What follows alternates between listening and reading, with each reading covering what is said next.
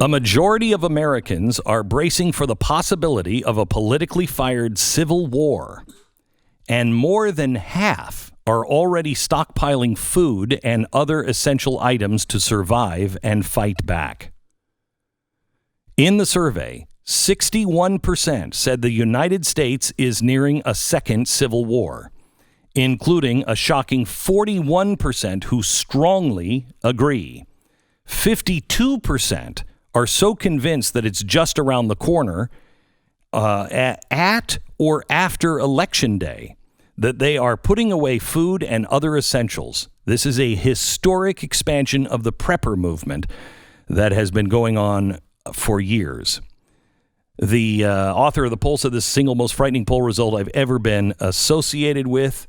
If you look at these things, do you plan to stockpile, or have you already stockpiled food or other essential goods in anticipation of social unrest tied to the election and or resurgence of COVID-19 in the coming months?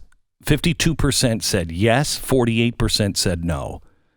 That's remarkable. Among those who plan to have stockpile, which of the following is your primary reason for stockpiling?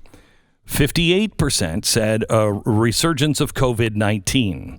23% say unrest tied to the election. 19% say social unrest tied to racial concerns. So 42% are saying politically. If you break people down into somewhat liberal, somewhat conservative, moderate, et cetera, moderates, I'm concerned the U.S. could be on the verge of another civil war. Moderates, 34%. Believe civil war is coming. Yes. Somewhat conservative, 35%. Somewhat liberal, 33%. Wow. Mm-hmm.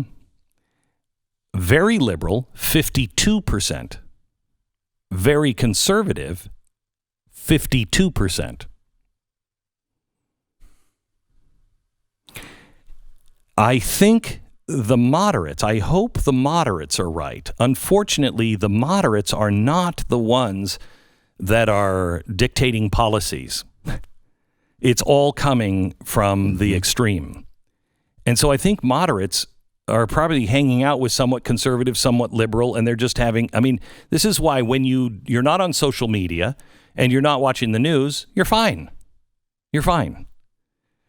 Because you're, for one reason, you're not part of the being fed a constant stream of one thing or another, but also because you're not really informed on what is really going on. Those who are paying attention, but also those who know that we're going to come to blows because we don't have a middle anymore.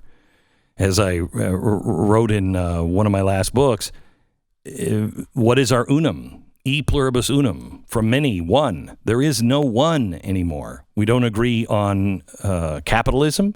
We don't agree on principles. We don't even agree on what racism even is anymore. Half of us believe that, I shouldn't say this, I think 80% of us believe that you're not born a racist, maybe 90%, but 10 to 20% absolutely believe that you're born as a racist. I mean, if you're white, that's insanity. How does a country come back together when you don't have a set of principles? We don't even have a set of truths that we hold self-evident.